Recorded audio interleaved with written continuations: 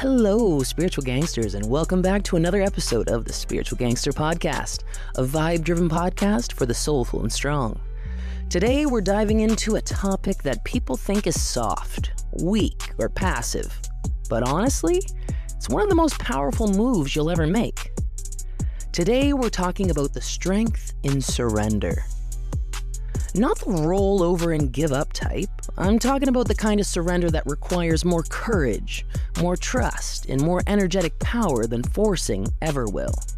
So, grab your coffee, your water, your matcha, whatever you're vibing with, and let's get into it. What surrender really means.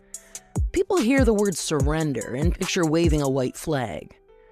But true surrender isn't giving up. Giving over the illusion that you can control everything. Giving over the pressure to hold everything together. Giving over the belief that forcing is the only way anything will happen. Surrender is choosing flow over friction. Whispering, I've done my part. Now I let life meet me halfway. Anyone can force. Anyone can control from fear. But surrender? That's soul strength. The unspoken truth about surrender. There's an uncomfortable truth. Surrender can feel like failure at first. It can make you wonder if you misread the signs or wasted your time. But here's the reframe. Surrender doesn't invalidate your journey. It honors it. It means you're wise enough to recognize when a season has done what it came to do. It means you trust yourself enough to say, I'm not abandoning this, I'm ascending beyond it. Why we resist surrender. If surrender is so powerful, why does it feel impossible? Because surrender asks us to release control, something our nervous system hates. Control feels safe, predictable, familiar, even when it drains us. Surrender asks you to trust timing you can't see yet, alignment you haven't met yet, and a path you haven't even walked yet. That's terrifying, until it isn't. The body knows before the mind does. Your body often knows it's time to surrender long before your mind accepts it. You feel the tension, the tightness, the overthinking, the exhaustion. Your body speaks through sensations, your intuition through nudges, and your energy through heaviness. When all three say, this isn't yours to carry anymore, surrender becomes self-respect. There have been seasons in my life where surrender wasn't optional. It was survival. Times I held so tightly to what I thought must work that my hands were metaphorically bleeding. But the moment I whispered, I'm done forcing, everything shifted. Not magically or instantly, but meaningfully. Space opened. Clarity arrived. Peace began. Surrender wasn't an ending. It was the beginning of alignment.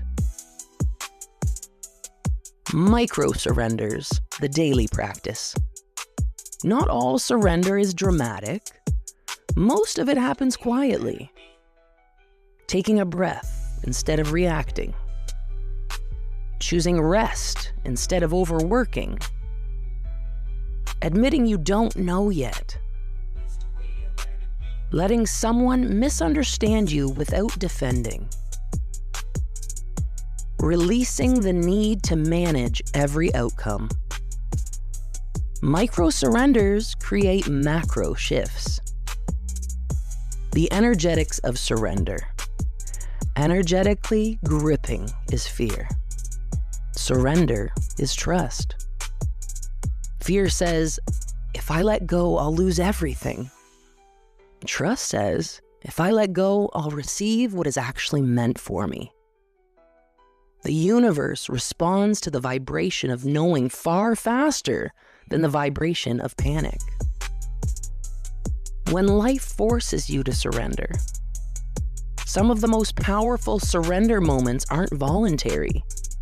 A door closes, a plan falls apart, a chapter ends, and it feels like punishment until hindsight reveals it was protection.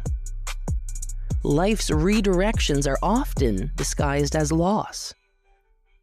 You don't come back from those moments weaker, you come back clearer. How to practice surrender without feeling like you're losing. Do your part, then stop micromanaging the outcome. Release the how. That's not your job. Trust the not yet. Delay isn't denial. Let discomfort inform you instead of control you. And ask, what am I afraid will happen if I surrender? When surrender becomes a superpower. When you finally experience what surrender brings into your life, it becomes your go-to move. You stop forcing relationships. You stop chasing what drains you. You stop arguing with reality. You stop fighting for spaces you've outgrown. And you start trusting your intuition again. You start moving softer. You start choosing peace. And that right there, that's spiritual gangster energy. The aftermath of surrender, the peace hits differently. After surrender, after the tears, the unraveling, peace quietly finds you. Your mind softens. Your body relaxes. Your spirit exhales. You realize you didn't lose anything. You freed yourself. Peace isn't passive. Peace fills the space surrender created. Here's some reflection questions. What am I holding on to that feels heavy or forced? Where am I trying to control an outcome? What would surrender look like here? How would it feel in my body to loosen my grip? And what fear is keeping me from trusting? Surrender isn't giving up. It's giving yourself back to yourself.